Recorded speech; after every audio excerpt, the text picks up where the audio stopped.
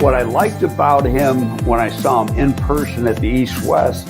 So I think this kid gives you a lot of potential in terms of what you're looking for up front.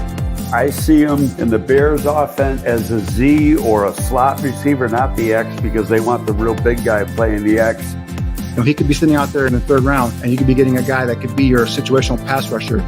I think he's a perfect fit for what I've been told the Bears are looking for. This is my 3 technique for the Bears, especially if you don't take a guy like Jalen Carter at the top of the draft. This would be a nice pickup. Fits perfectly in the system. My gut feeling is this would not be a guy the Bears would take. It's a good name because that's a guy that I'm intrigued by. Obviously, here with the Bears, you know, defensive line, defensive front is a huge need. I think he's the best center in this draft.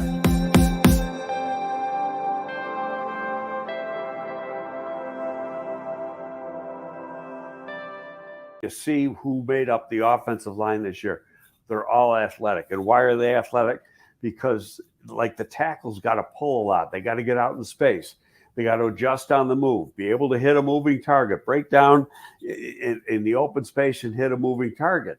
So you're not going to get these unless the guy's a freak and he's really a rare athlete for being so big. You're not going to get these 330, 335-pound guys. You're going to get guys that are usually in the 3 teens, maybe 322, 323. But it a lot of it depends on their athleticism. So you have to pay attention to not only the 40, but with linemen, really what's important is the 10-yard speed. But then you look at the 20-yard shuttle and the 3-cone.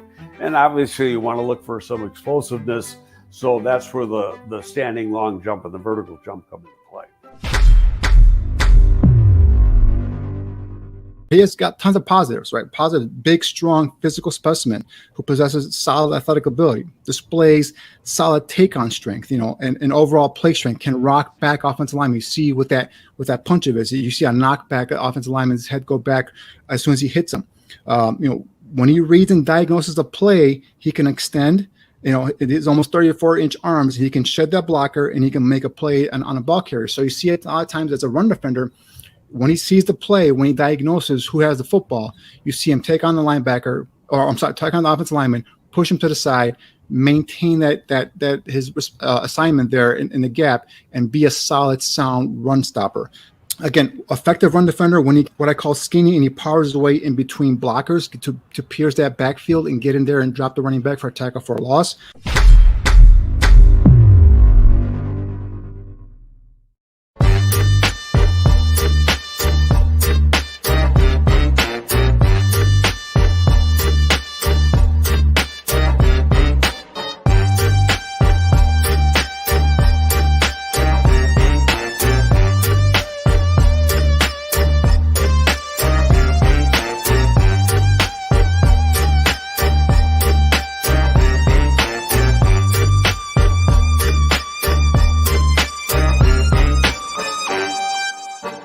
Some may find the following disturbing. Discretion is advised.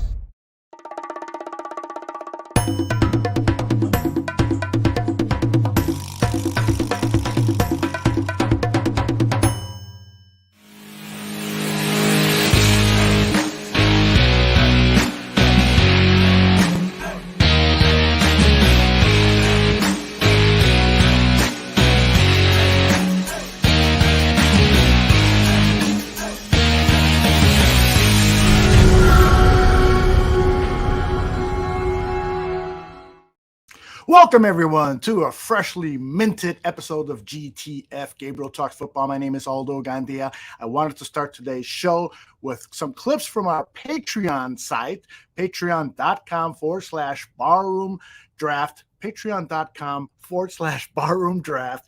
That's where Greg Gabriel and Danny Shimon are imparting draft wisdom. We're moving into the last month of our endeavor, so it's only going to cost you $10 to get evaluations from both Danny and Greg. Hope you will consider. I'll flash up the name of the website in just a few minutes, but I want to welcome in my friend, my buddy, and the star of the show, Greg Gabriel. How are you, my friend? I'm doing good. And by the way, speaking of the draft stuff, I've got a few more guys that I did over the weekend that we got to add to it.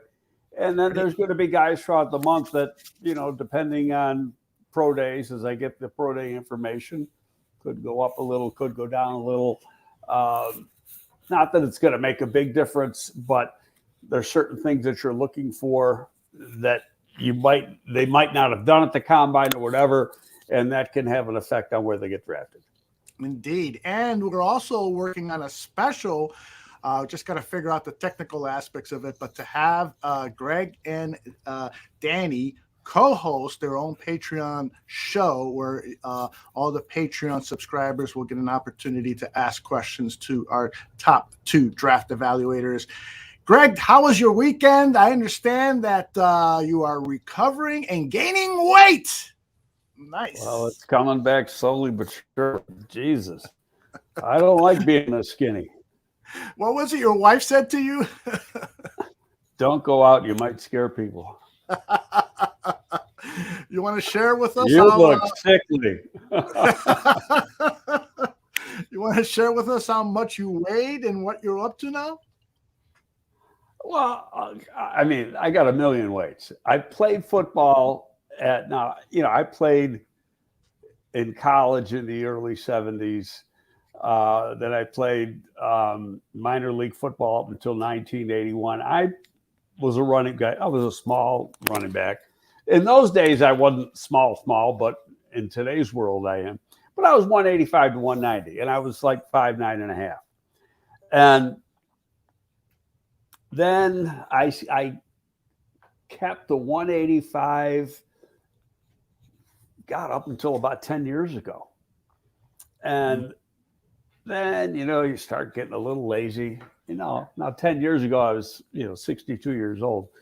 So I wasn't working out quite as much. And by the time what happened was I tore my Achilles. So 4 years ago right now. And then I had a knee replacement, both on the same leg. And so that really curtailed a lot of what I was doing. And I ballooned up. I got up to about 210, 212, somewhere in that area. Got myself down into the 170s. Felt great. And then I just had this surgery. It'll be 4 weeks ago this Wednesday. And I dropped 15 pounds in 2 weeks. So I went down to 156 pounds, which I haven't weighed since 10th grade, probably the beginning of 10th grade. But today I was 163. We're going in the right direction. Excellent. So hopefully you eat all that pasta and all those fattening foods. I bought a bunch of protein stuff, protein drinks and stuff. Mm-hmm. I try to have one a day. Mm. Hey, Greg, in between your protein stuff, I know you've been thinking a lot about the Bears and where they're at. In terms of free agency, with 4 weeks till the draft, do you anticipate that the Bears could potentially spend some money or maybe even extend the contract or two of veterans to spend some of this $30+ million they have? I don't see an extension happening yet. I still see up to a half a dozen free agents being signed. That many? Huh? Yeah, and most of which will be one-year deals. You might get depending on the player, a 2-year deal. Mm-hmm. What it is now, it's a cat and mouse game. You got a price you want to pay, and these players sitting out there, they got a price that they want to get. All right. So, okay, you got a problem because the player's not going to be happy. He's looking for something. Well, we're 2 weeks in and things are really slowing down. So everything shifts to the team side, mm-hmm. Not necessarily take it or leave it. But I think on the Bears side, he refuses to overspend what they feel. They got a ceiling for, every different player on their board, right. Based on age, production, injury history, etc. So they're going to, have that dollar figure. And will you stretch a little? Of course, you're going to stretch a little bit, but it's not going to be overextending. And let's go back a little bit. Like Mike McGlinchey said, the only offer he had was from Denver. That's bullshit. Okay. Yeah. The only offer legally, probably after, the actual start of free agency, because they were already at certain figures beforehand when they're just talking generally. And Bears were like, the problem with the Bears was that they weren't going to hit that guarantee that he got. Right. They thought that was absurd. I agree with them. So, yeah, which I think was $50 million. Yeah, and I don't have any idea what the Bears figure was on a guarantee, but it sure as hell wasn't $50 million. Right. And so, but he's trying to pump up the Broncos a little bit, saying stuff like that. But we all know that's not even close to being true. That there's a lot of teams in on that. Right. So during that legal tampering period, you're suggesting that there were conversations going on with McGlinchey's agent and the Chicago Bears, and that the figures. No, I'm saying even before. Come on. Even before. Everybody knows this. This goes on. I mean, come on. The legal tampering period started at what, 12 o'clock? And at 12:15, they got a deal with TJ. Now, are you going to tell me they made a deal in 15 minutes? Absolutely not. Okay. No, yeah. Let's be serious here. Yeah. So, but during whatever period, figures were discussed, and the Bears then said, "Okay, the value isn't there for us. We'll move on." Right. No, they placed a value on every player they were interested in, and said, this is where we're going to go, and they have a ceiling. And I know Cliff. I know how he operates, and then you use, Ryan brings a lot of analytics into the equation. And a lot of it has to do with play time, age, etc., injuries. And it just, then it becomes, okay, this is a good contract for us. And then after that, it's like, no. For instance, DeJuan Jones, or DeMar Jones, whatever the hell his name was, who ended up going to Seattle. Yeah. He wanted 16 to 18 million. Right. Well, they pulled out long before it was going to be, they're getting into 16 to 18 million, ended up getting like 16.1 or something like that. But they didn't see him as a $16 million player. So you can't, you got plenty of money this year. So some fans will say, well, spend it. You got all that money. No, that's not the way it works. That's how you get yourself in trouble down the road, because you're stuck with those contracts if it doesn't work out. You got to give out a contract that you think is the right value going forward for your team. And you take into consideration everything else you're going to be doing, free agency, extensions, etc. You answered my next question, which is, a lot of fans are out there saying, well, what's the value of protecting your quarterback? And a right tackle will protect your quarterback. Why not spend those extra few million on Mike McGlinchey and have a cornerstone right tackle for the next 5, 6, 7 years, whatever it is? Well, Brad Biggs wrote in his column, the Bears were willing to go to 17 million. He got 17 and a half.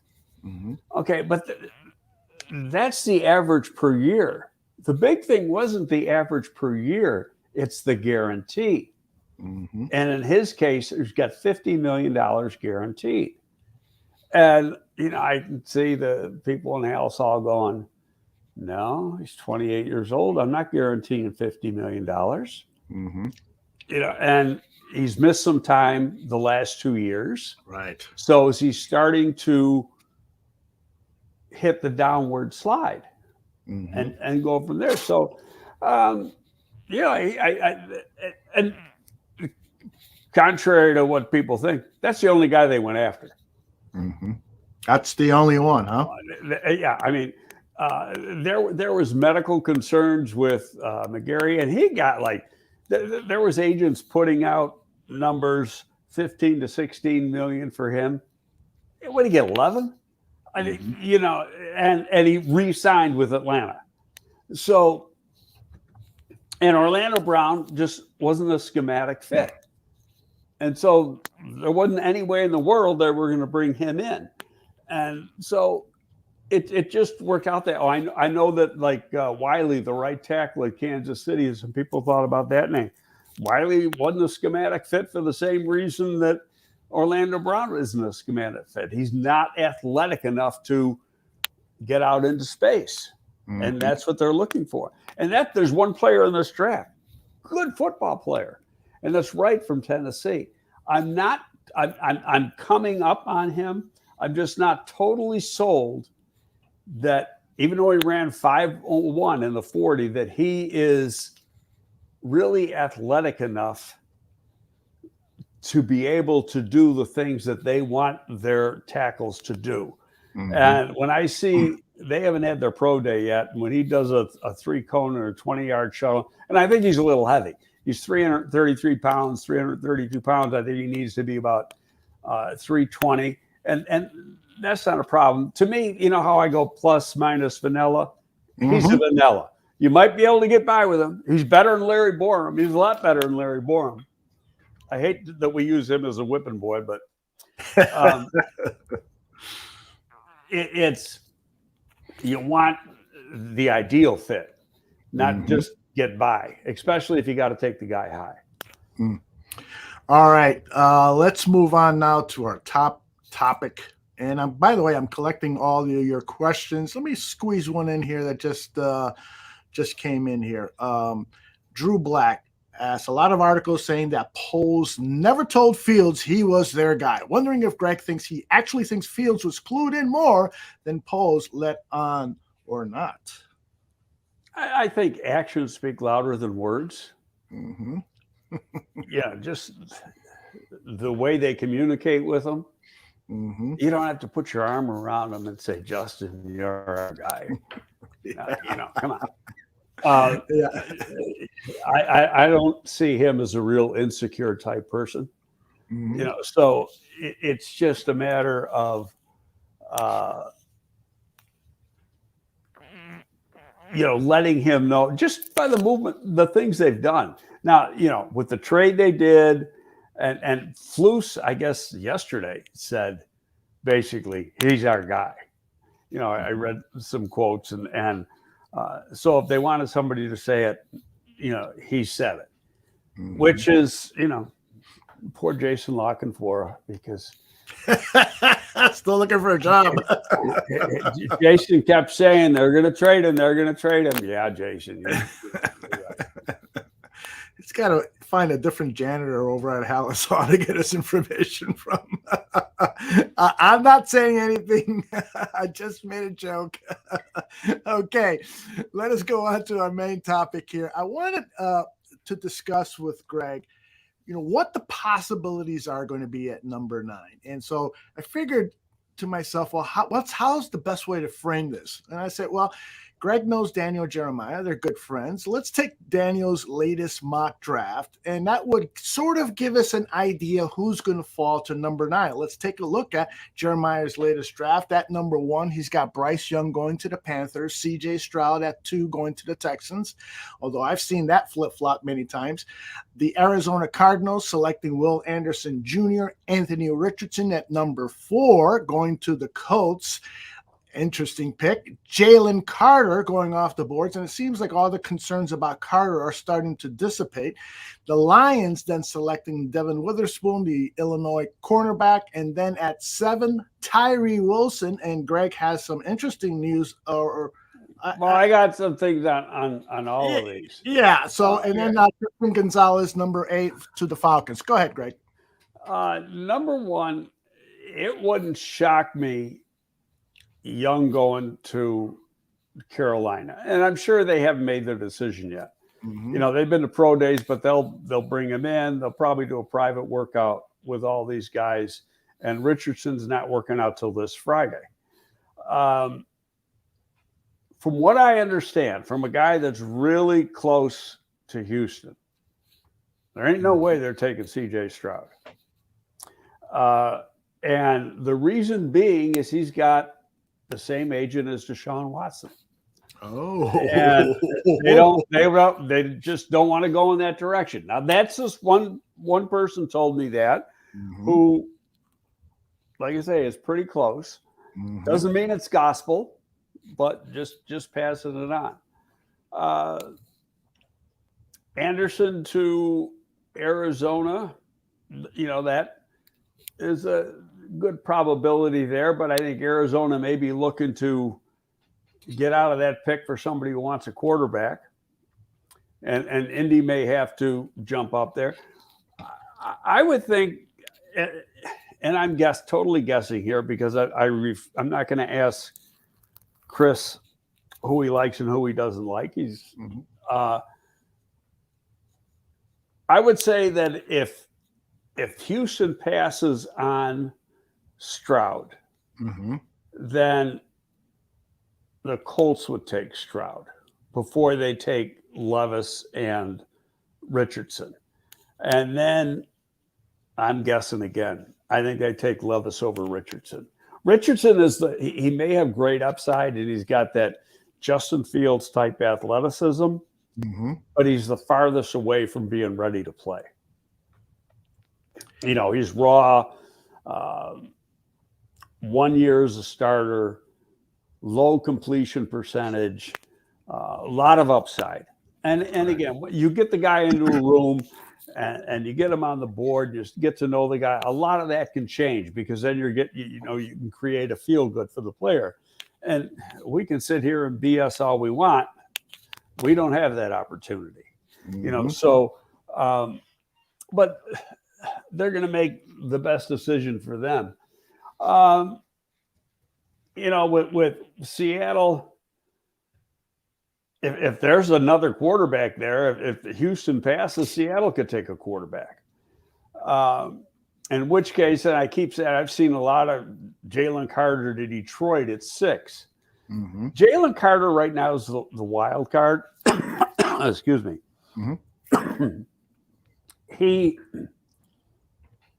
You got to get a feel good for him. And since the season ended, there hadn't been a lot of opportunities to have a feel good. He doesn't work out at the combine. He's got to leave the combine early to take a private jet back to Athens to get charged with 2 misdemeanors. He ends up pleading no contest on those things, pays a fine, got to do, I don't know how many hours of community service, 100 hours of community service or something. Right, like that. Correct. And then immediately gets back on a plane, gets back to Indy to face the music, which I thought was good on his part. But then it's a few weeks later, and he's, he's not ready to work out at the pro day. He's out of shape. He gained 9 pounds since Indy. And to be fair, the next day was the court case. So you got a 21, 22-year-old kid who's thinking about it, is my ass going to jail or whatever. Exactly. And not necessarily thinking about his pro day. So teams are bringing him in. Some teams may go in and try to do a private workout.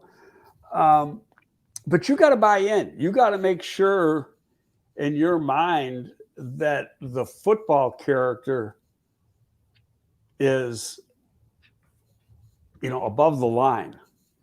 That you're going to win with this guy. Because, and especially the Bears, you can't make a mistake. I don't care if you took him at number 1 or you take him at number 9. You cannot make a mistake. Agree. And so,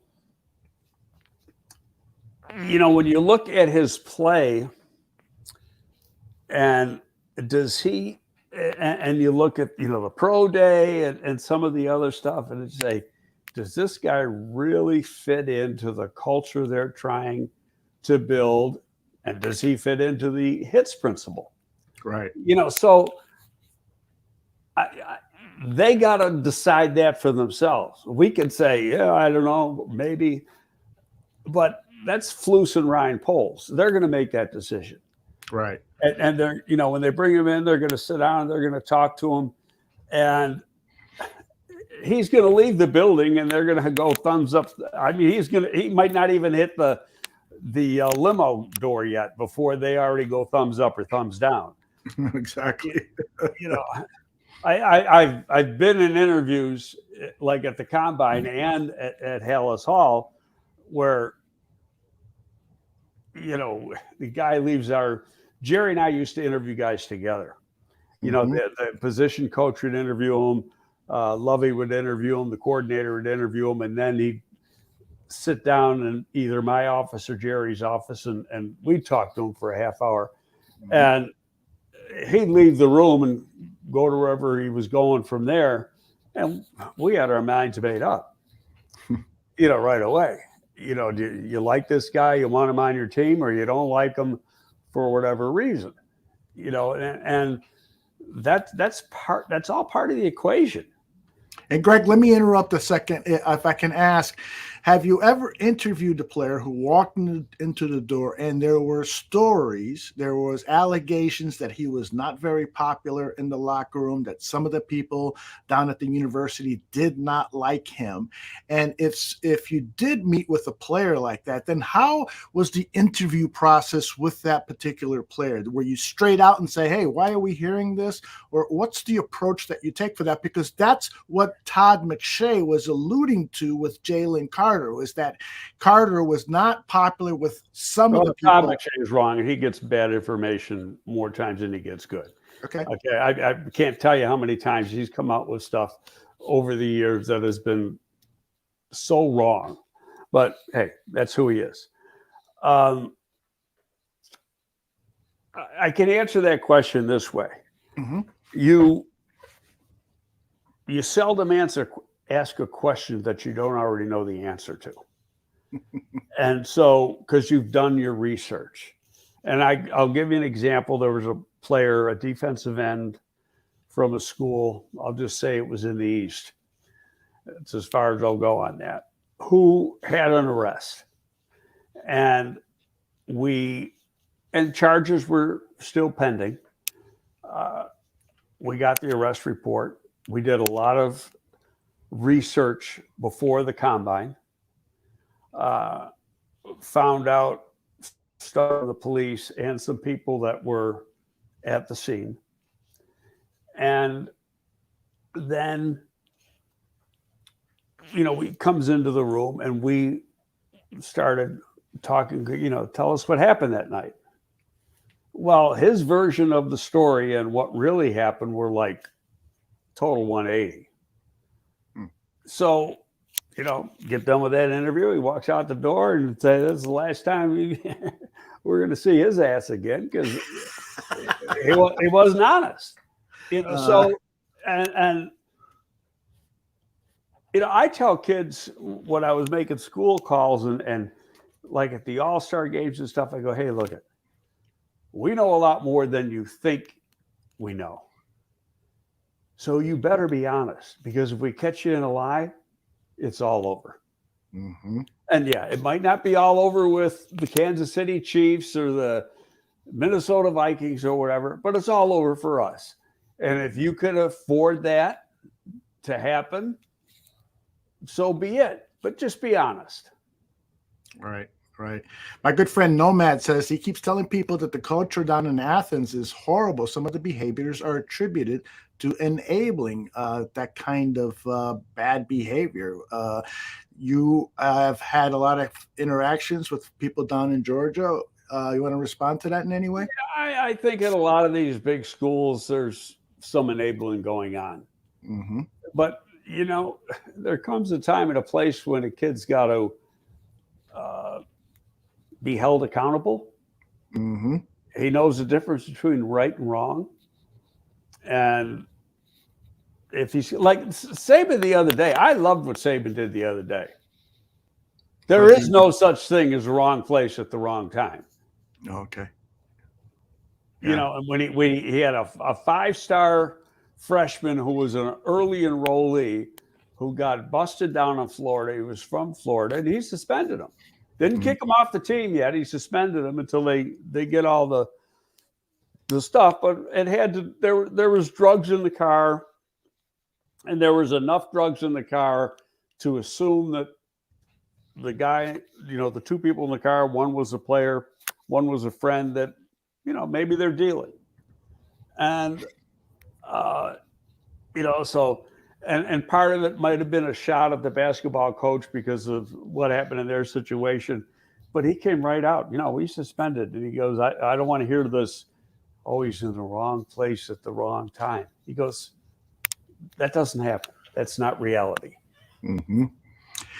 All right, let's get back to this Daniel Jeremiah mock draft. So the Seahawks, according to Jeremiah's mock, are satisfied with the Jalen Carter interview process, and he's provided the right answers. And so now the Detroit Lions are on the clock, and they go to Illinois and pick Devon Witherspoon at number 6. Got anything to share with us about that potential pick? I think as corners go, there's 3 guys at the top of the board. There's Gonzalez from Oregon. You've got Porter from Penn State, and you've got Devon Witherspoon from Illinois. Devon has not worked out yet. I believe he is working out next week or the week after. Mm-hmm. I know it's in the month of April. That will have some bearing on where he goes. It depends what you're looking for at the position, what you're asking the corners to do, what's your main coverage. Like if you're going to be a predominantly press covered team, well, Porter from Penn State might be your guy because that's all he does, and he's a real good press cover guy. So, just because Daniel has guys ranked a certain way, or Mel Kiper has guys ranked a certain way, that does not mean the team has absolutely the guys that, because the team is a lot of the way, or the reason they rank guys in certain places is because they are or aren't scheme fits. If they aren't scheme fits, they're not even on the board. Right. So it's like out of sight, out of mind. But right. So my guess, go ahead, please. I don't want to. But I was going to say, for the purpose of this, I mean, I don't really care what Daniel has there. Reality is you're sitting at 9, if they in fact stay at 9. Okay, so you're going to be looking at maybe Tyree Wilson. Well, why could Tyree Wilson maybe be there? Well, because the doctor came out the other day and said, well, I took the hardware out. He's good to go. Well, my experience with doctors making public statements is he ain't good to go. And this is not one time or 2 times. This is several times. Mm-hmm. When somebody's got to say something publicly, that means there's been bad news beforehand that the agent's trying to throw to the side. Exactly. Now, could not Dr. Anderson, who performed the surgery down in Charlotte, is very, very good. And in fact, when I tore my Achilles, it was recommended to me to hop on a flight and go down there and have him do my Achilles, but I didn't. I had a guy here do it. But it's just odd that you see a doctor make a public statement like that a month before the draft, because usually that means when he had his medical when was the combine now? 3 weeks ago? Oh no, it was almost 4 weeks ago. Yeah. There was there might have been some negativism when they did the MRI and the X-ray. Because here's what happened: he had foot surgery. I think it was the 5th metatarsal. And usually you put a screw in there and get it back together.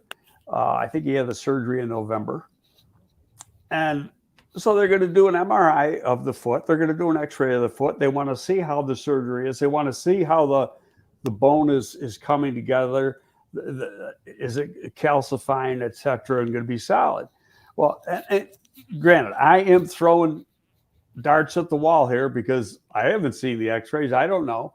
But I just go on my experience, and my experience says when doctors say something, they're covering up something. Mhm. It's like it happens a lot.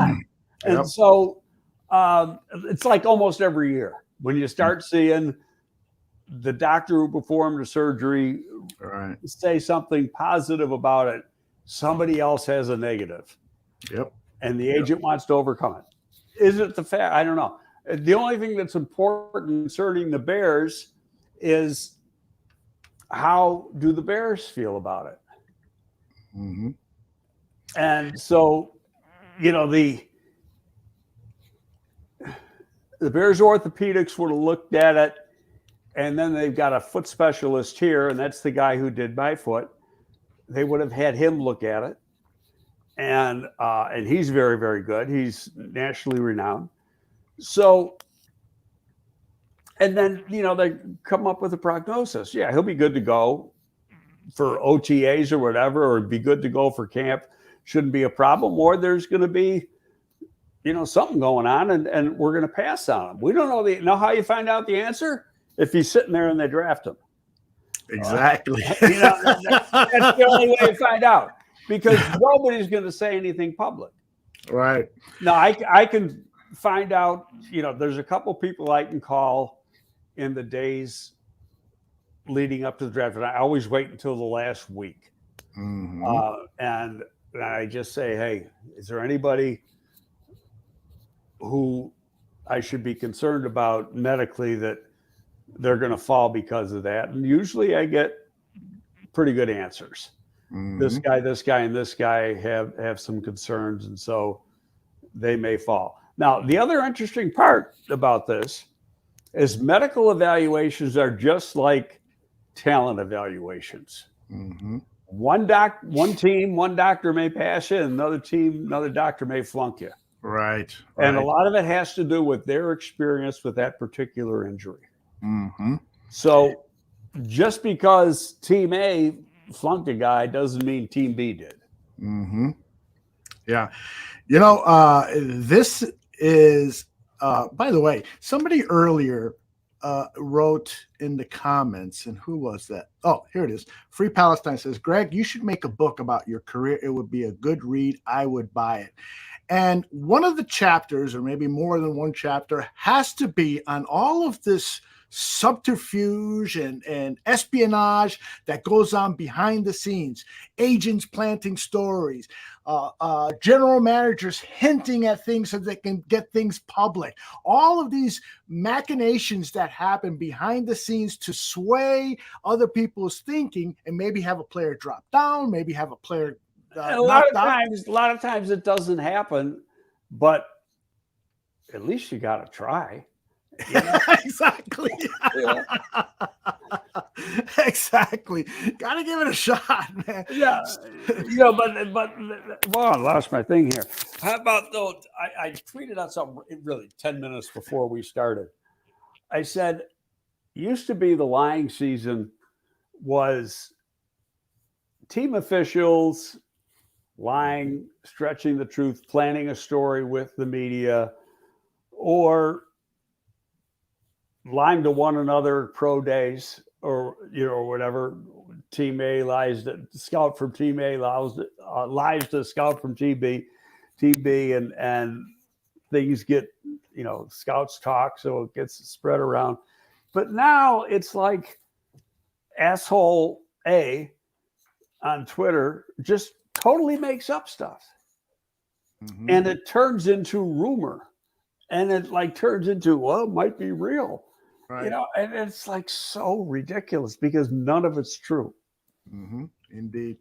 All right, let's get back to a little exercise here. So Tyree Wilson, who in my mind, if he was available at 9, would be the Bears' choice, but who knows what's going to happen. I don't know. I mean, it depends on the medical, but right. Here's what I got.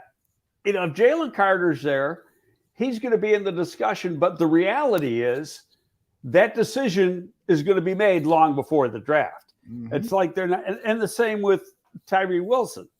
If there is an issue with Tyree Wilson's foot and the surgery he had, that decision isn't going to be made on April 27th. Right. That decision is going to be made 2 or 3 weeks from now. Exactly. when they go through that area of when they're going through the, restacking and setting the defensive line board. And, when they get done doing all the work they have to do on Jalen Carter, they'll make a decision. If he's there, we may pull the trigger. He may very well be in the discussion. So, but I think, reality is when you get to 9 and you look now things could change in the next month with acquisitions, trades, whatever. They have no right tackle on the team unless you want to say, Larry Borum's the right tackle. But Larry Borum has failed at right tackle, and so is Leatherwood. So they don't have a right tackle. And drafting tackles is usually pretty good business. It is. Most of them work out. Leatherwood didn't work out in Oakland, but for the most part, they did. And there's a real good chance that they're going to get the first or second and probably the first tackle, have the opportunity to select just the way, like DJ had his board going and every other mock you look at. You don't see an offensive lineman going before the Bears selected 9. Right. So there's that opportunity. And then it's like, okay, who are the best tackles? The 2 best tackles are Paris Johnson and Broderick Jones. Okay. Now it's, okay, who fits what we want better? Well, let's talk Paris Johnson first. Really good. Only played 1 year at left tackle. That was this year. Played really, really well. The year before, Nicholas Petit-Ferrer, is that how you say his name? He was the left tackle. Paris Johnson started every game at right guard. And the year before, as a true freshman, he was a backup at right guard and right tackle, and got play time, but not a starter. But he started every game the last 2 years. Right guard last year, left tackle this year. So he's already played on the right side. It's not going to be an issue for him. Even though it was inside, it's still, he played with his right hand down, his right foot back, was able to get out of the stance and everything else. So, and he's a good player, and he's a plug and play guy. He's going to come in and play. So would it be a good pick? Yeah, it'd be an excellent pick. Then you got Broderick Jones, who, was funny when you looked at the Georgia media guide, they had him listed at like 6'4", 310, 308, something like that. And so, usually media guys are exaggerated a little bit. So you see 6'4" and you go, is he really 6'3.5"? And so in his case, I was kind of anxious for him to get to the combine to see what his actual height and arm length was. And it turns out it was understated instead of overstated. It was 6'5.25". And he's got like 34.5-inch arms. So he's got plenty of length, plenty of height.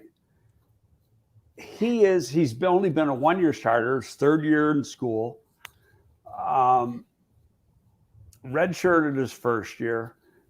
And during that redshirt year, he did get in some games, but you can play a limited number of games as a redshirt. You don't lose your eligibility.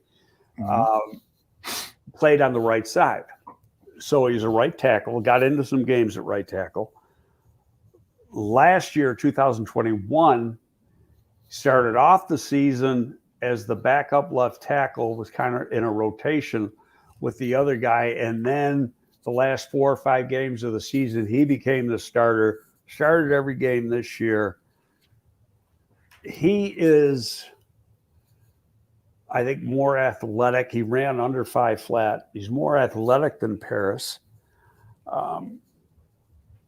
I don't know if he's benched yet, but Paris did 29 reps, and for a guy with 36 arms, 29 reps is really, really good. But Broderick Jones plays a nasty freaking game. He's got great feet. I think he's a natural left tackle. If you took him, what I'm trying to say is that strictly my opinion, he might have a tad better upside. Mm-hmm. You know, it's flip a coin. Who do you like better? Mm-hmm. You know that Paris can play on the right side, so you could plug him in at right tackle and you're good to go. If you took Roderick Jones, do you plug him at left tackle and move Braxton Jones? And then you're going to have two B.R. Jones playing tackles. And so how are they going to do that on the jersey? So, you know, one of them's going to have to move. Who it is, you know, that's going to be up to the coaching staff. But it helps the offense. Regardless, it helps the offense, and it helps Justin Fields. Mm-hmm. And then you look at it from a cap standpoint. You got your two starting tackles are on rookie contracts. Outstanding. Okay, so from that point of view, it's really a strong idea. Now you got a defensive head coach. Greg, before you move on to the defense, Daniel Jeremiah mocked Peter Skoronski of Northwestern to the Bears at right tackle. Comment on that, please. Not going to happen. I knew you were going to say that. That's why I wanted to hear it. He's got 32.25-inch arms. Peter, I am not belittling Peter Skoronski. He is going to be an all-pro guard. Yep. And he's going to be just like Zach Martin with the Cowboys, who was a left tackle at Notre Dame, had 32.5-inch arms. Dallas immediately moved him into left guard. He's become one of the best guards in the business. And it's not the first time this has ever happened. Guys are great tackles, but just don't have the length to play tackle in the NFL, get moved inside, and they play really, really good inside. You can go back years ago, Roger Saffold, who is now, you know, he came into the league, I think with the Rams or somebody, and then he was bouncing back and forth with some other teams, but he played tackle in college, then played tackle like 1 year in the league, and then got moved inside and became a really good player inside. Liam Eichenberg, another Notre Dame player, who was a 3-year starter at left tackle. Another guy, he had 32.5-inch arms.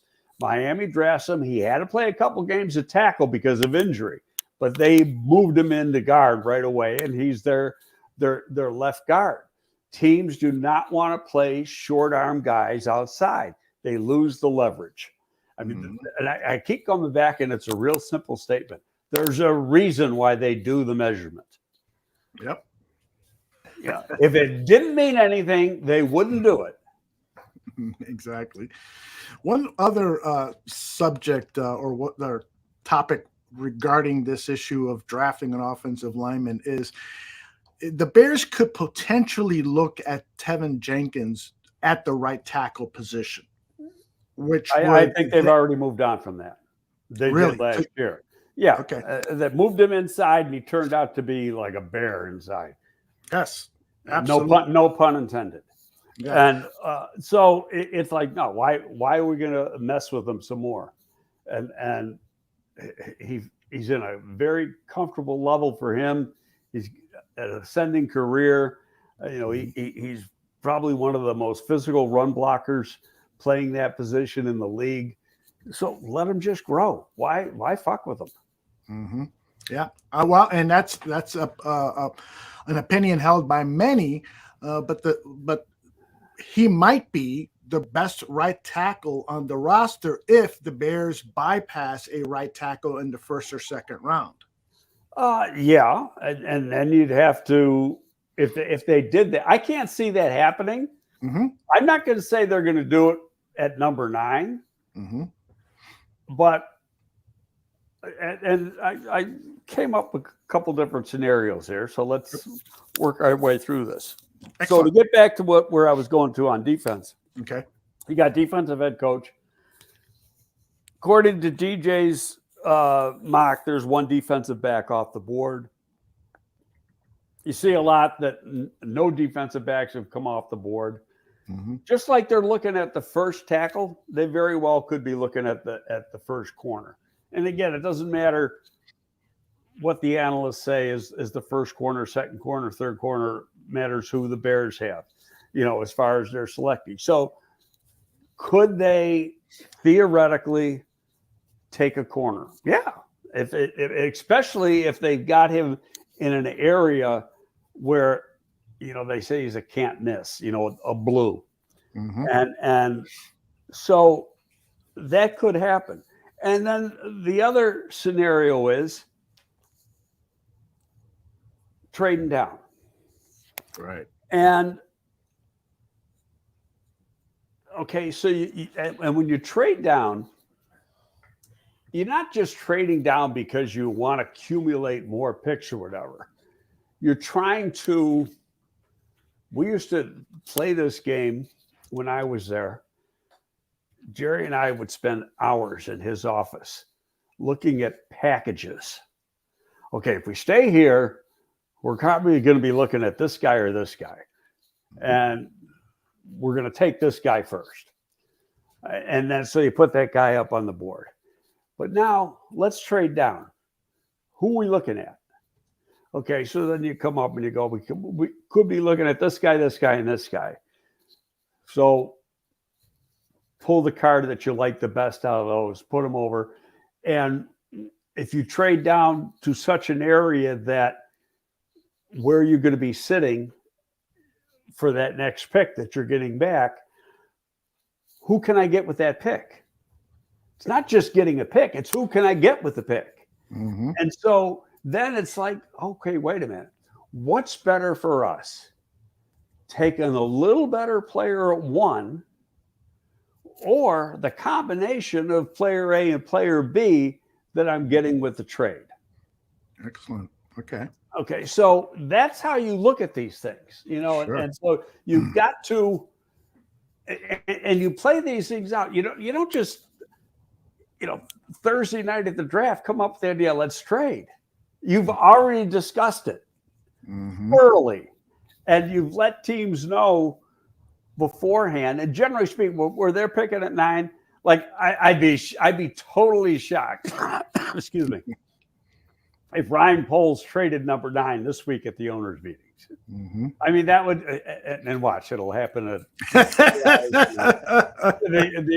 It's just because the people trading up are trading up for a specific person.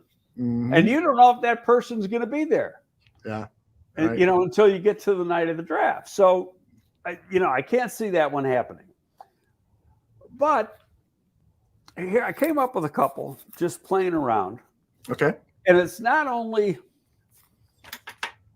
what I was trying to do is be I personally, I love the top half of the second round. I think there's some really good football players in there. Mm-hmm. Right now, Bears aren't sitting there. Right. So, they're on the bottom third of the 2 picks in the bottom third of the second round. So how can you do that and come up with some pretty good picks? Well, here's one. And you move from 9 to 13. Mm-hmm. Okay, which is the Jets. Okay. Okay, and it's the Jets at 13 is worth 1,150 points. The Bears at 9 is worth 1,350 points. So you got a 200-point gap. Well, the Jets are sitting with 2s, 42 and 43. The Bears' first 2 is 53 or 54, and the other one's 61. So don't get another pick. Just swap the 2s. Mm-hmm. Give me 42 and 43. You can have 51 and 60 or 53 and 61. Mm-hmm. It works out on the chart. Yep. Very, very close to working out. And now you're in better position to get better players. And you still might get one of these top players at 13. Yep. Exactly. Okay. So, or if you don't, maybe you're looking at the next tackle. Well, who's the next tackle? I don't know who their next tackle could be. could be Anton Harrison from Oklahoma. That's no slouch now. Okay. It could be if Wright passes, Wright's a hell of a player, just as he a fit. If they assume he's a fit, they say we're good with him.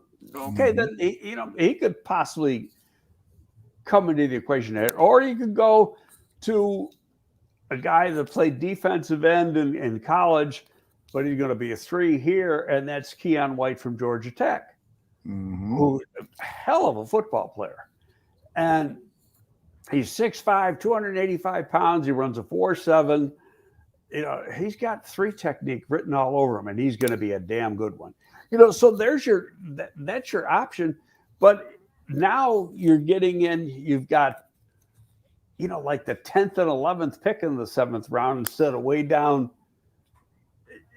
Now you got a chance of getting 2 really good players in the second. And, you could, maybe Matthew Bergeron is still sitting there, just to throw a name out. I love Matthew Bergeron. Big tackle from Syracuse, left tackle from Syracuse. Nasty run blocker.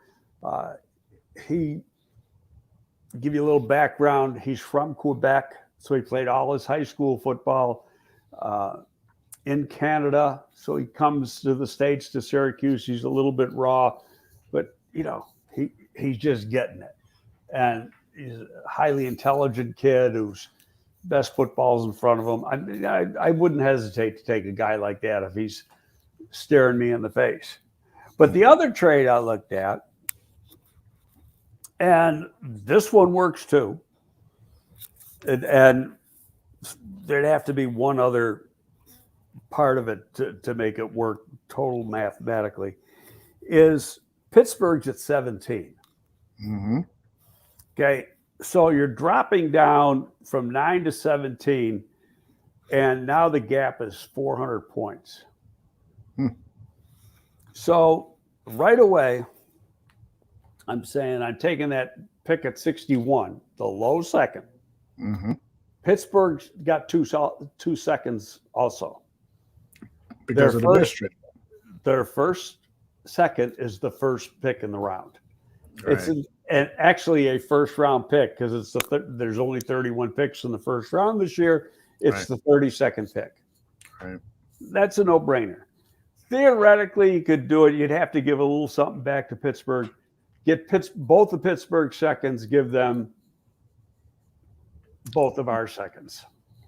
But you could also do a thing where, you could go into a later round, move up a little bit in some of the later rounds. Okay. Like your first 4th round pick, move up to their pick in the 3rd round.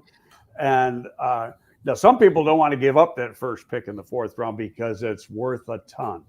And why is it that? Well, because it's the beginning of day 3, and you've had all night to reset your board, look and say, oh, these are the guys we want. You get a million calls if you got a top 3 or 4 pick in the 4th round for people who want those picks. So they actually carry a little bit of a premium because people want them so bad. Okay. But 2 very intriguing trade scenarios, and something that I can see. And just getting back to, if we were to allow for Daniel Jeremiah's mock to have some validity, I listed the 3 offensive linemen who would be available at 9: Paris Johnson, Broderick Jones, Peter Skoronski. And there are 3 defensive linemen who would still be available: Miles Murphy, Keon White, and this. I lost you. And I understand the Bears big board probably has no similarity whatsoever, but Nolan Smith, Keon White, Miles Murphy are the 3 defensive linemen that would be available at 9. I ask you, do you think any one of those guys on the defensive line is worthy of the number 9 overall pick? Not in my opinion. I don't think so either. And I'm not a big – I like Murphy. I'm not going to take anything away from him. But he is not the pass rusher that you'd want to take at the 9th pick. Just look at the numbers.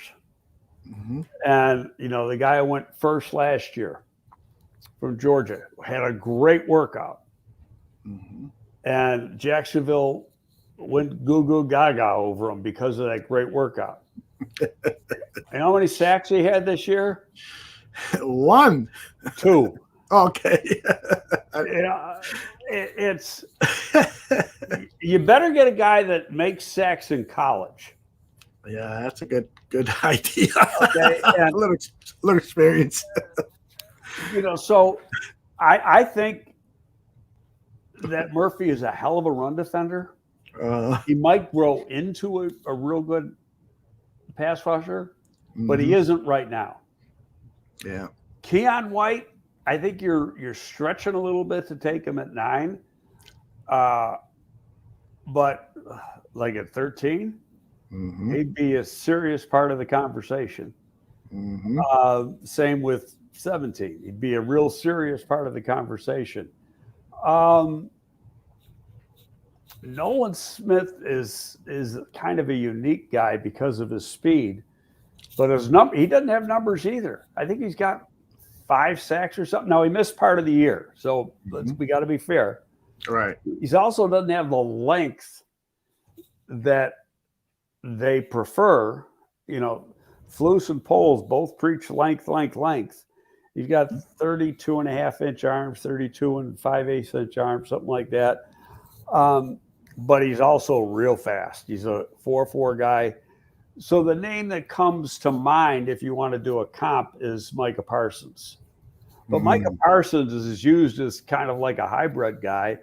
He's used up on his feet as an off-the-ball linebacker on base downs, and then he's rushing a passer on passing downs.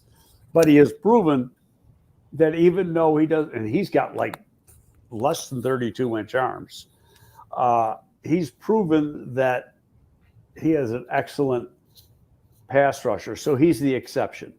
He's an excellent pass rusher at the NFL level. So, yeah, Nolan Smith, interesting guy. Undersized, he's only about 235, 238. Part of it is does your strength and conditioning staff feel that he's got the frame to get to 250, and not necessarily 250 this year, but say 250 by the 24 season. And because you don't want to put bad weight on a guy, you want to put good weight on him. And let me add another name to that list, Lucas Van Ness, because a lot of people in the chat are saying if he's there at 9, are asking if he's there at 9. Well, I cannot answer that question on the bounds that may incriminate. All right, let's move on. Okay, so got a ton of questions here that we need to address. I've highlighted 20, so we'll get through as many as. Is that called plead the Fifth Amendment? Yeah, you just pleaded the Fifth. I pleaded the Fifth. On the rights that, on the basis it might incriminate you, indeed. Our good friend Creighton asks, I know that this is a fan-driven rumor, but have you heard anything about Jeffrey Simmons, the defensive lineman in Tennessee? It's just what I was referring to when I had that tweet. Okay. Nowhere. Come on. That's out of somebody's imagination. Yeah, and so, and I guess Rand Carthon said, we're in rebuild mode. So, okay, that means you're giving away your best player. Come on. That's crazy. I know Hub Arkish is a friend, but sometimes you don't always like his takes on things, and I got a feeling you're not going to like this one. Hub Arkish just said that he would take Bijan Robinson with the 9th overall pick. You got a message for Hub? I'll be nice. I'll be nice. You ain't taking a running back with the 9th pick. You don't take a one contract player. Now let me get into this a little deeper, please. Okay, if the Bears were a team that was one player away from being a legitimate Super Bowl contender, or perhaps winning a Super Bowl, and that player might be a running back, and you're sitting at 9, well, okay, you might do it then, because he could be the guy that gets you over the hump. The Bears aren't anywhere close to that. And being that he is a running back, who knows what his career is going to be like. First of all, I don't dislike Bijan. I like him a lot. But he ain't no Saquon Barkley coming out. Mm-hmm. They're not even close. Saquon Barkley was this guy's a 4.5. Saquon Barkley was a 4.3. Big difference. Okay, and to me, the difference between Saquon coming out of Penn State and Bijan Robinson is totally night and day. I think this class has got some great running backs in it, but I'll get back and yeah, we when I was here, we took a running back with the 4th pick in the draft, but back then the game was different. 3 running backs went in the top 5. That doesn't happen anymore. Running backs do not have value. They're considered, for the most part, to be one-contract players. And you're going to tell me you're going to take a one-contract player with the 9th pick in the draft? Mm-hmm. No. I mean, does that make any sense at all? Absolutely not. Absolutely not. I'm surprised Hub feels that way. But sometimes these, ways of building teams stick with you for a lifetime. And you just signed a guy who ran for 900 and some odd yards and didn't play much the first 5 games because they had Christian McCaffrey. Mm-hmm. So what would his numbers have been had he had the whole season as the number 1 guy? Indeed. J2K asks, how big is the drop-off from Paris and Broderick to Wright and Harrison? If you could get a 2nd-round pick, would you trade back and still expect to get one of these top 4 offensive tackles, according to J2K? Well, I right away I take Harrison over Wright every day of the week. Mm-hmm. Because I'm getting there. I'm just not totally sold that he can do what the tackles are being asked to do. Yeah. In this offense. So go ahead. I was just going to say his workouts, and our good friend runs something called RAS, Relative Athletic Scores. His numbers were really, really good. I'm talking about Darnell Wright. Yeah, but he hasn't done the agilities yet. Yeah. He ran a 40. That's it. Okay. So he might have jumped, but he ran a good 40, but that's straight line. Okay, what they're being asked to do, and you watch him, he gets a little tall. Mm-hmm. He's strong. He's a nasty run blocker. But can he get out into space and do what he's being asked to do? And I've got questions on it. I'm leaning towards, like I say, he's a vanilla to me.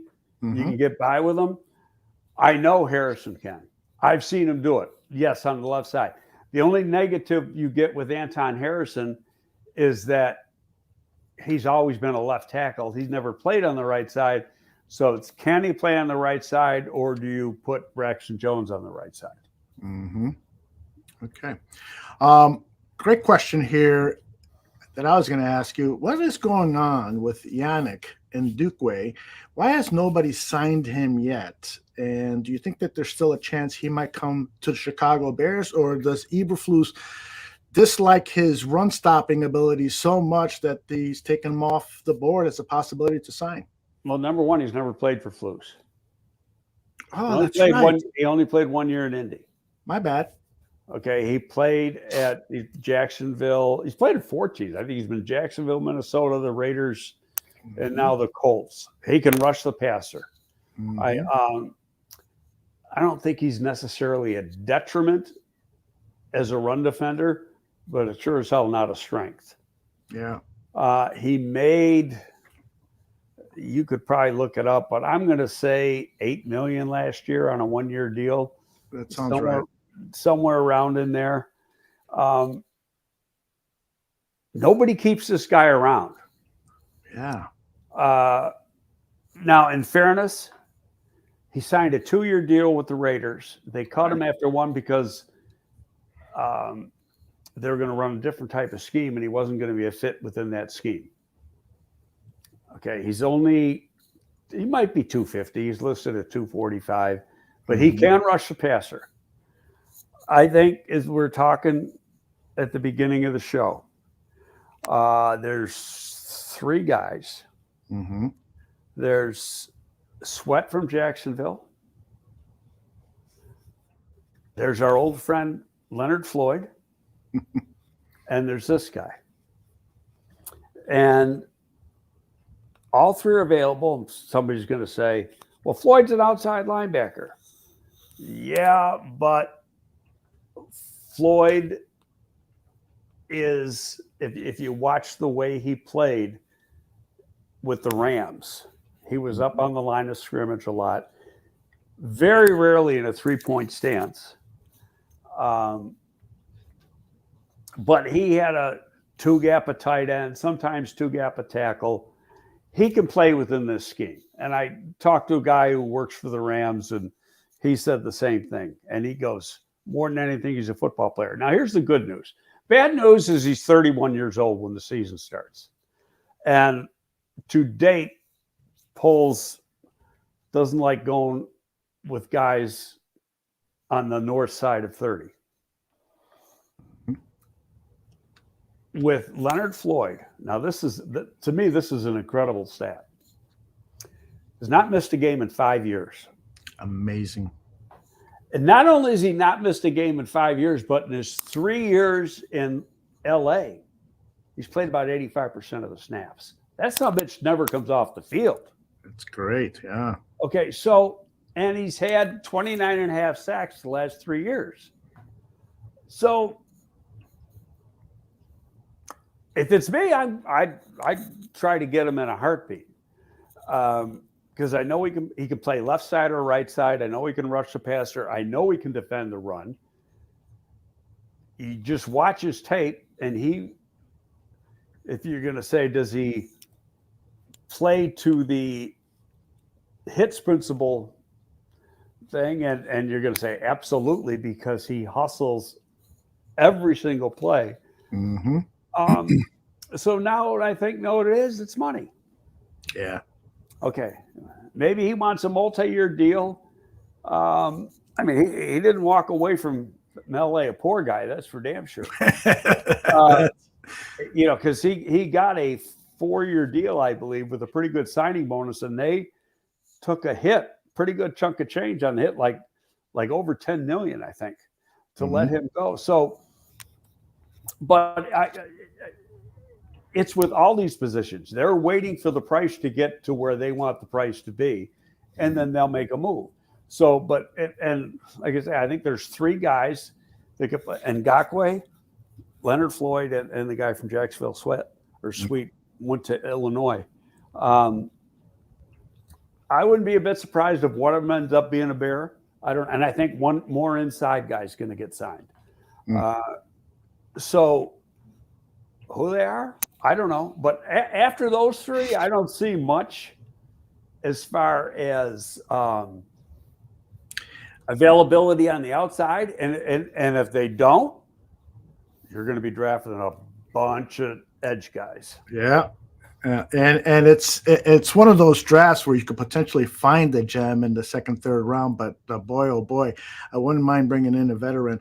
By the way, Nomad, I saw your tweet yesterday about Yaya Diaby, and Nomad says that he thinks Yaya's skill set and measurables are eerily similar to a player you know well, Bruce Smith. I'm not going to agree. Bruce Smith was close to 300 pounds when he came out, and then got down to problem with Bruce Smith was he was a little lazy and he was heavy. And when his first year in Buffalo, he probably was about 295 to 300. And then he really bought into Rusty Jones was a strength coach then, and later became ours. Bought into Rusty's program, got down to 265, 270. He was 6'3", and very, very explosive. That man Bruce Smith was a Stairmaster freak. He would spend hours on a Stairmaster.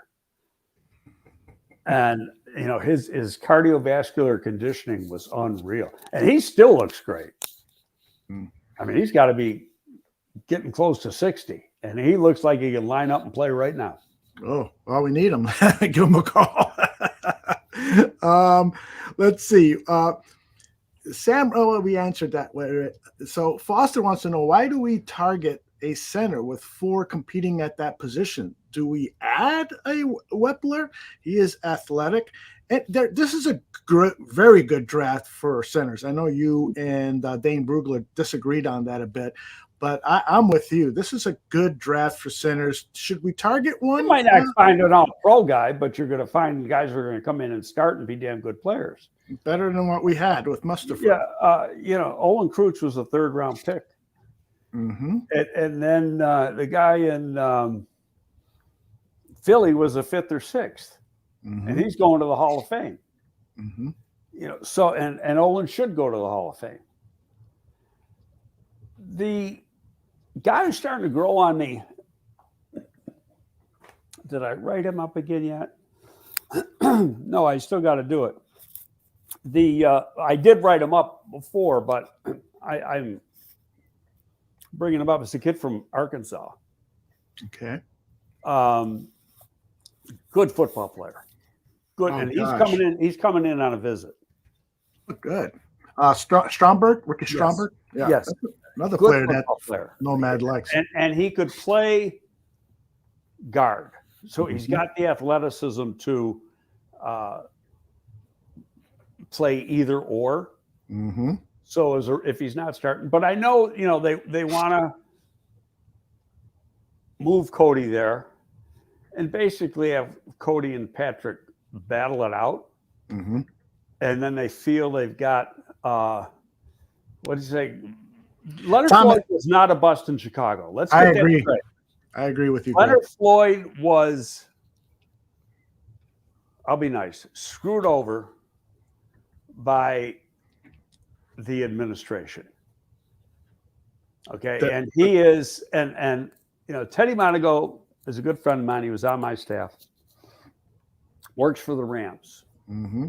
And he'll go into his grave saying, the guy that got them over the hump, remember we were talking about just a few minutes ago, if you need one guy to get you over the hump to win a Super Bowl, mm-hmm. He said the guy that got them over the hump between on the field and in the locker room was Leonard Floyd. And that's why they won the Super Bowl a year ago. Mm-hmm. Yeah. And I believe that. I mean, I when Ryan Pace allowed him to leave, didn't pick up the 5th-year option, and he basically reneged because they said they were going to pick up the 5th-year option on Floyd, and then something happened and decided not to. I thought, wow, you've given up on this guy way too fast. He was drafted maybe higher than he should have been. Supposedly the Giants wanted him, and they jumped up in front of the Giants. I see. And Jerry Reese, who was the Giants GM at the time and a good friend of mine because we worked together in New York, mm-hmm. Jerry's confirmed that to me. Mm-hmm.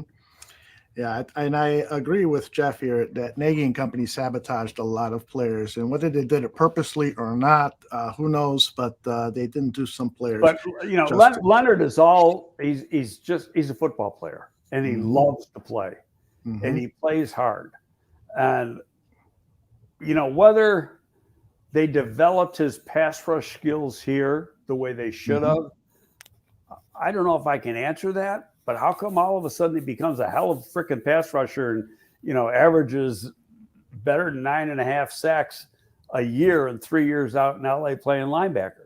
Mm-hmm. Indeed.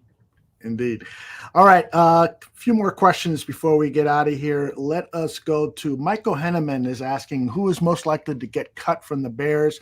You know what, Greg, the more and more I think about this, I believe that Cody White here is a strong possibility as a post June 1 cut. Any thoughts? I do not think so. Tell me why. Number one's contract. Number two, what was the first name mentioned to me in a conversation?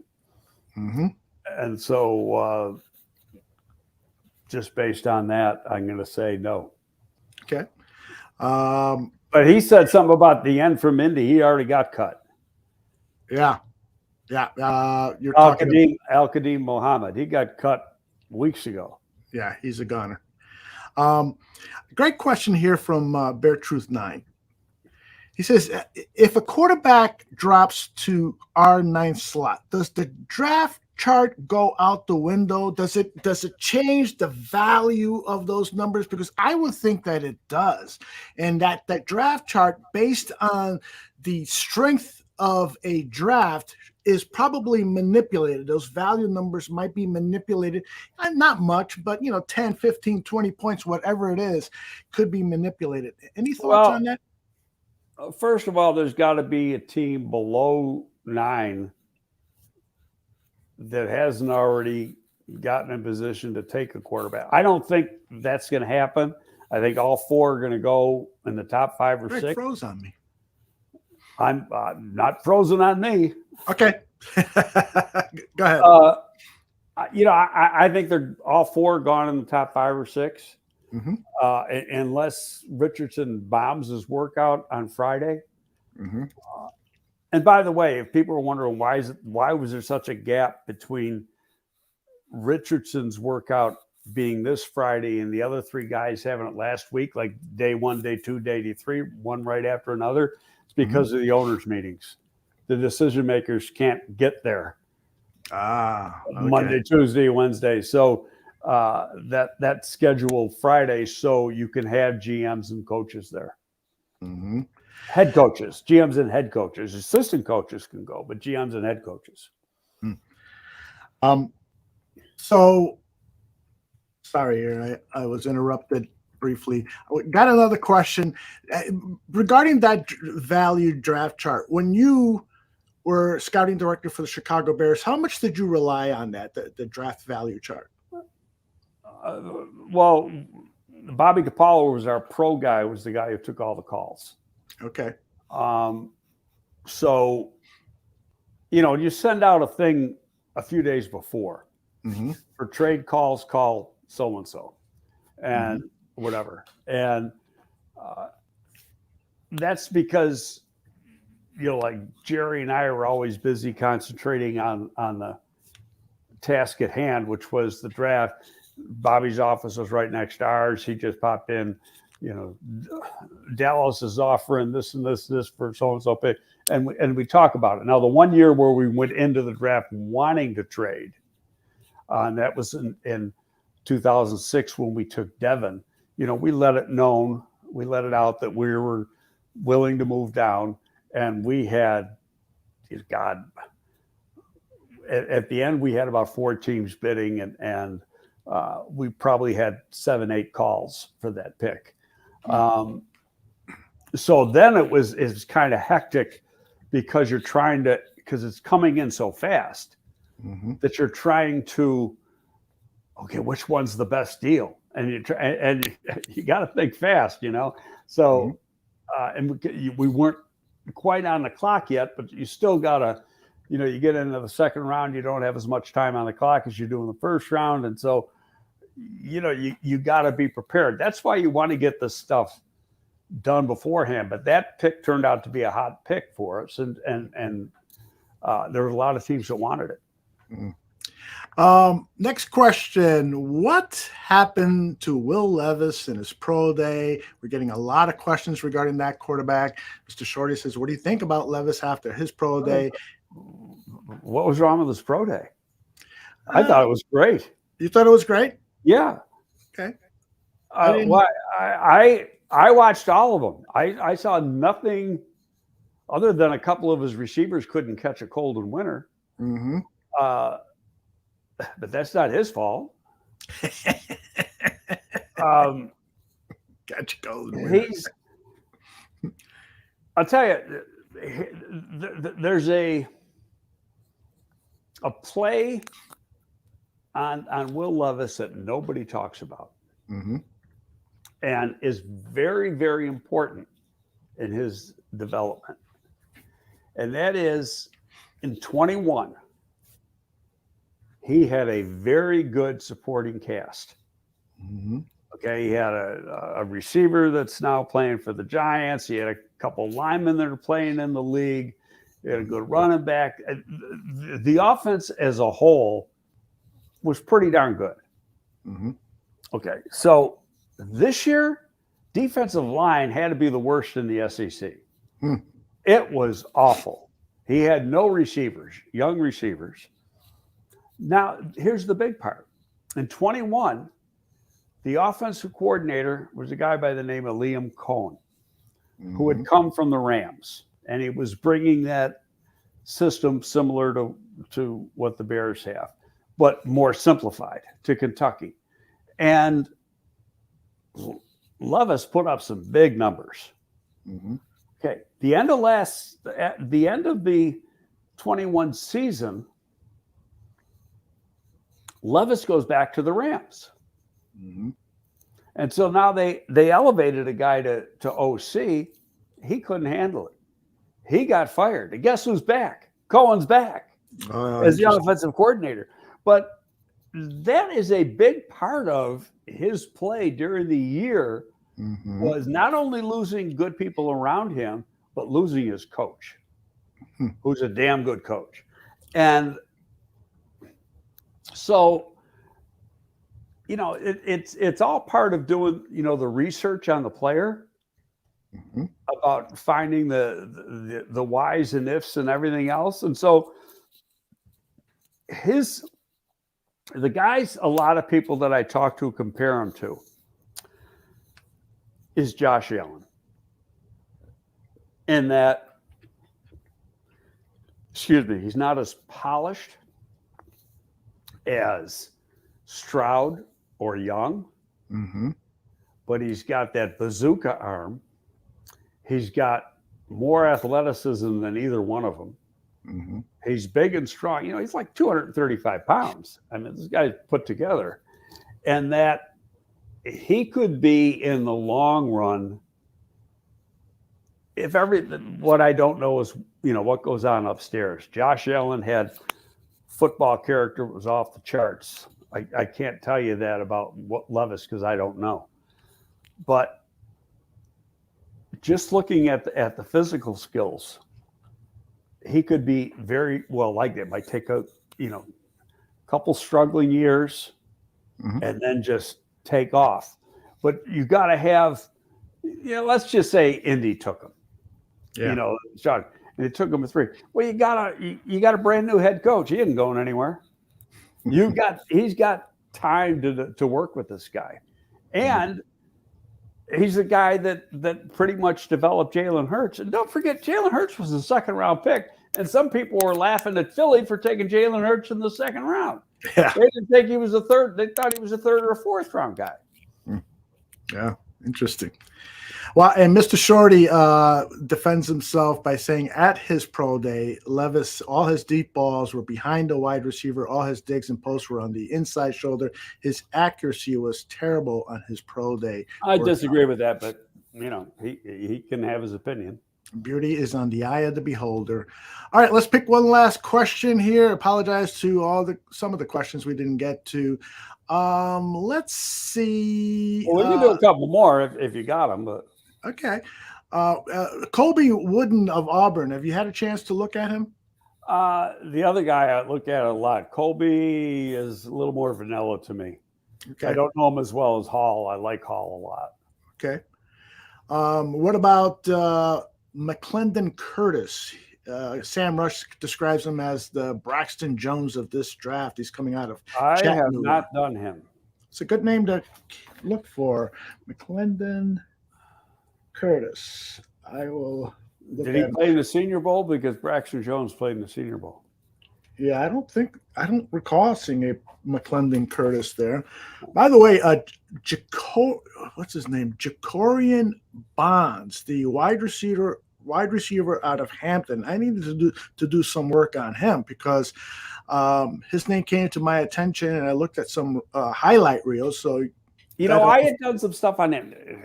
He's electric. Yeah, isn't he? Yeah, because he was at the Shrine Bowl game. Yeah, so you saw him up close. But I did some stuff when I came back. He's electric. Yeah. I don't remember if he was at the combine, and no, he wasn't. And so then you got to get the Hampton Pro Day, and I get all that stuff. I usually get it today, but the guy who gives it to me is at the owners' meeting, so I sent him a text yesterday. I go, when you get a chance, send me an updated copy, and I didn't even hear back from him because I know he's busy. So, I'll probably get it at the end of the week, which is fine as long as I get it. But I'll have, I get it when it's all said and done. It's like a 1,300-page document, with all the pro day information. Amazing. All right, let's see what else I got here. Could Broderick Jones from Georgia play the guard position? I'm not quite sure why Nick is asking that, since we've got so much depth at the guard position, but I'm sure he can, right? He's got the athleticism. Yeah, but I mean, I don't know why you'd want to. That guy, all he doesn't have is the elite. Well, how many games did that? Georgia got to the national championship, so that's 12, 13, 14. That's 15. He's got 19 or 20 starts. Not like he hasn't played much, but he's got great feet, and he is a nasty prick. Excuse my.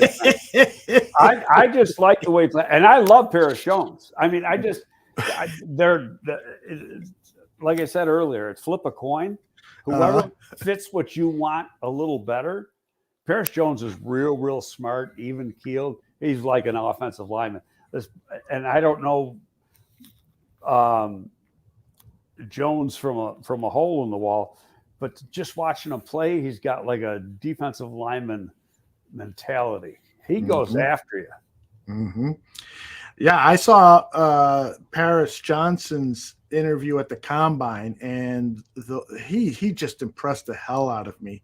And I think it was Greg Braggs over at CHGO asked him, would you like to play with Justin Fields? And he waxed about his relationship with Justin and how much he'd love to block for him again, and that they're good friends and stuff.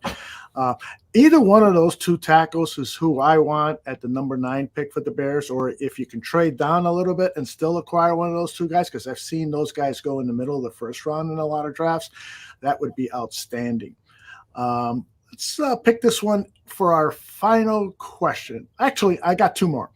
Nomad says, call Poles, please, Greg, call Poles and tell him we need to draft Thule or the city goes into civil unrest. I know you're a big fan of. No, I like Thule, but you don't take him in the first round. You take him in the second.